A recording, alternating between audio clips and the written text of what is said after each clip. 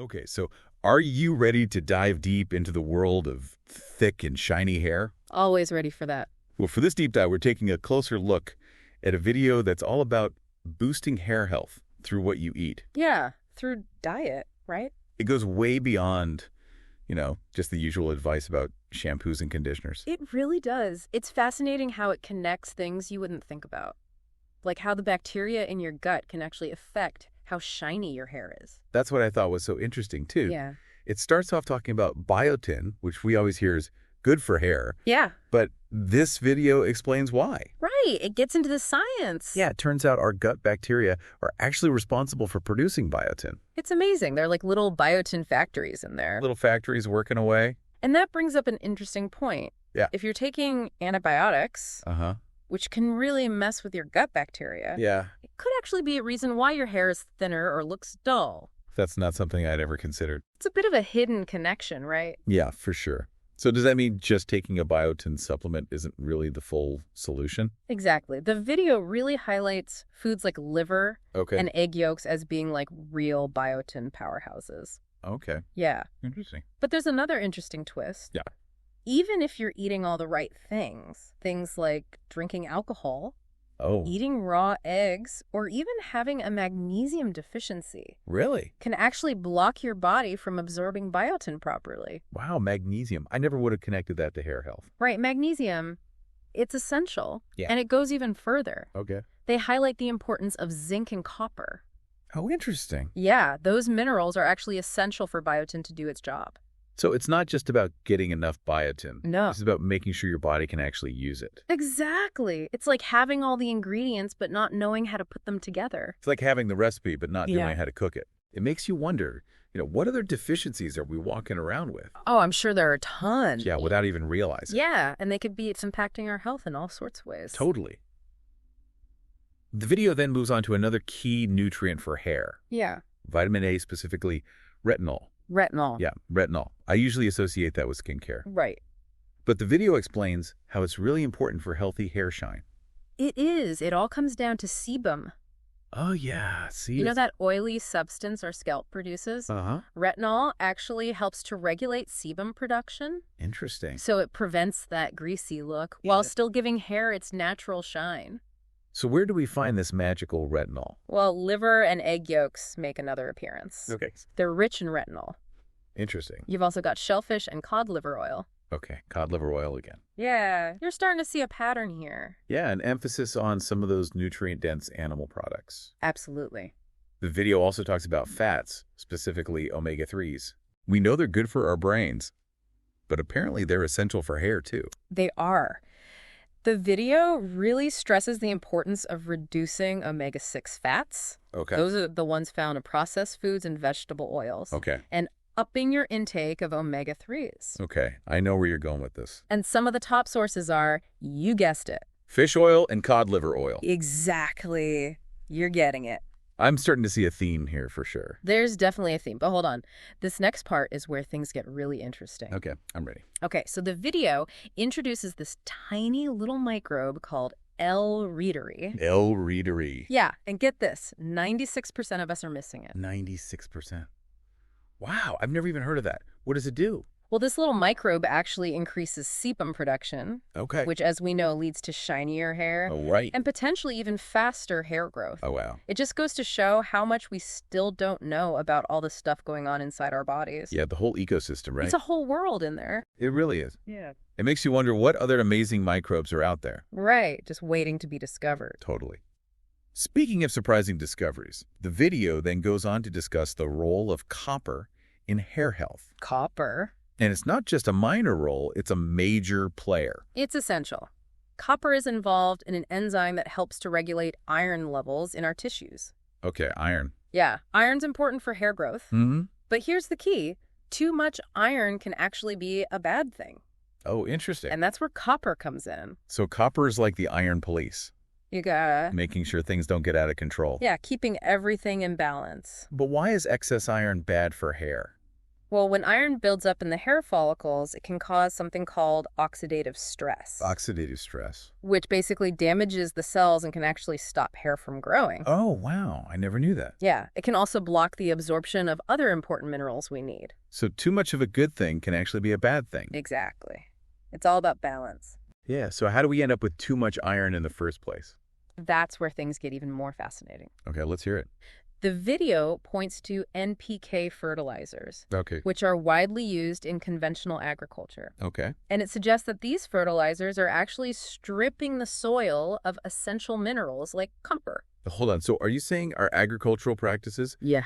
could be contributing to a copper deficiency, It's possible. which then messes with our iron levels and ultimately affects our hair? It's all connected. It's like a chain reaction. Wow, it's amazing. Right. And it goes on to say that overdoing iron supplements Yes. or consuming too much iron from fortified foods like some cereals and breads Right. can actually worsen a copper deficiency. Exactly. Because when there's a lot of iron around, our bodies tend to absorb less copper. So even if we're taking iron supplements with good intentions, it could backfire if we're not paying attention to our copper levels. That's the point. It's all about understanding the bigger picture. This is blowing my mind. It's fascinating, right? Yeah. And there are other culprits too. Oh, yeah. The video mentions high fructose corn syrup, Oh, yeah.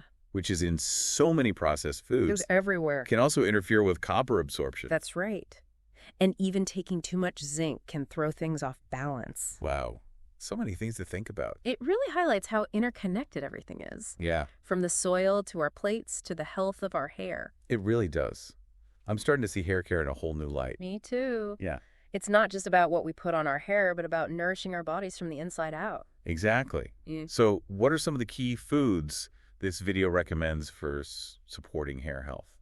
Well, it emphasizes fermented foods like kefir sauerkraut and kimchi, Of course. which are great for gut health. Makes sense. That's A healthy gut means better nutrient absorption. Exactly, including all those hair-boosting nutrients we've been talking about. Right. And what about those superstars we talked about earlier? You know, liver and egg yolks. Yeah. They're back on the menu along with cod liver oil and cod liver itself. No surprise there. Not at all. And of course, choosing organic foods whenever possible. Yes. This helps to ensure you're getting a wider range of nutrients, including trace minerals that might be missing from conventionally grown foods. It all makes so much sense. Right. It's a lot to take in, Yeah. but I'm starting to see a clear pattern here. Oh, what's up? Prioritizing nutrient-dense foods, Yeah. especially those animal products, Uh-huh. and really focusing on gut health. You got it. It's all about the foundation. Exactly. And that's just the beginning. Oh, wow. In the next part of our deep dive, we'll explore some of the nuances What? and potential controversies Yeah. surrounding these dietary recommendations. So stay tuned for that. Welcome back. It's amazing how much we've learned already, right? Yeah, I know, right? In the first part, we went from gut bacteria to copper deficiencies. It's a lot to take in. It really is. Who knew it was also connected? Right. It's fascinating. And I have to admit, as fascinating as it is, I'm also feeling a little overwhelmed. Like, where do we even begin to put all this into practice? Well, I think it's important to remember that everyone is different. Yeah. What works for one person might not work for another. True. So it's always a good idea to talk to your doctor before making any big changes. Yeah, especially if you have any health conditions. Exactly. You want to make sure it's safe for you. And speaking of individual differences, the video seemed to really emphasize animal products like liver, egg yolks, cod liver oil. Yeah, those were definitely front and center. But what about people who follow a vegetarian or vegan diet? Oh, that's a great question. Are there any plant-based options that can give similar results? Definitely.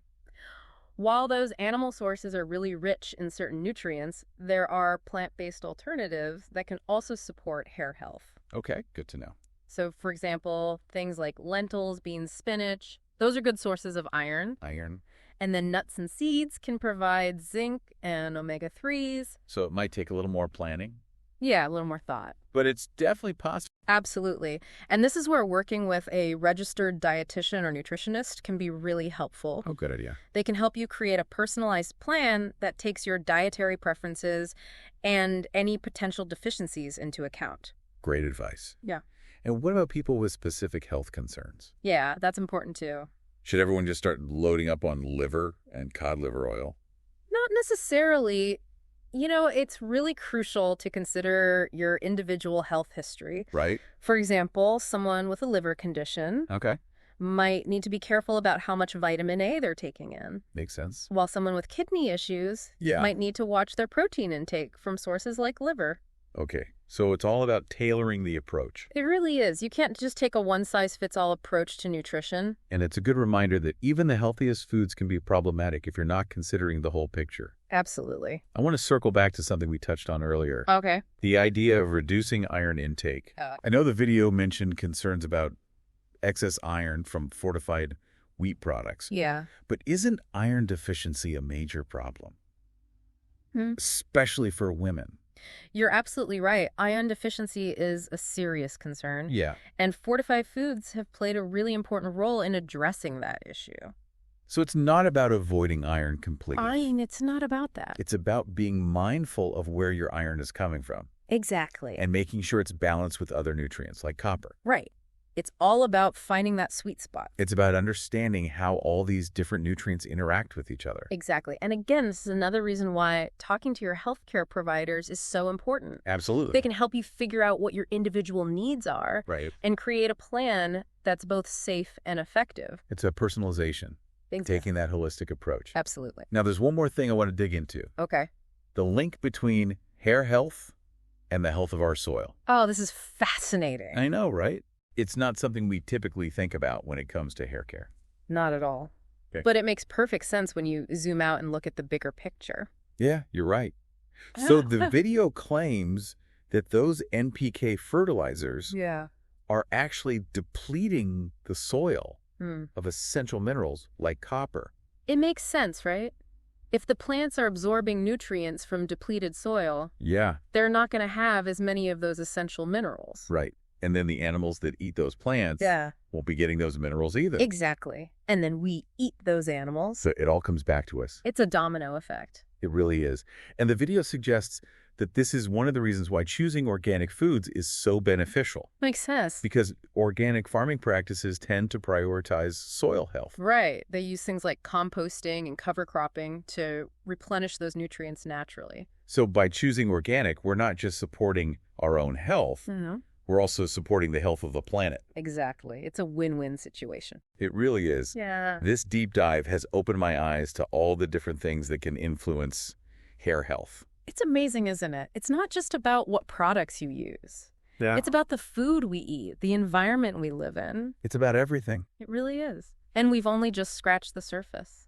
Oh, wow. There's so much more to learn about how our diet, our environment, and our overall well-being are all connected. Well, in the final part of our deep dive, we'll shift gears a bit Okay. and talk about some practical steps you can take Good. to put all these insights into action. Love it. So stay tuned.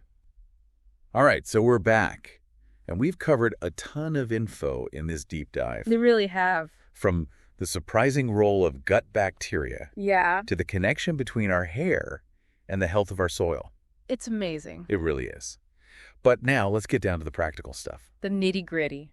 How can we actually use all of this info Yeah. to get the thicker, shinier hair we're all after? Right, because it's easy to feel a bit overwhelmed with all the details.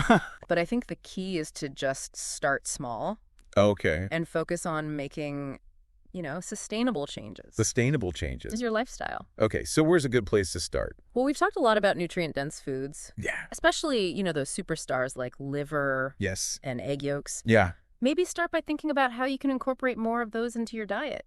Okay, but I have to admit, liver isn't exactly my favorite food. I hear you.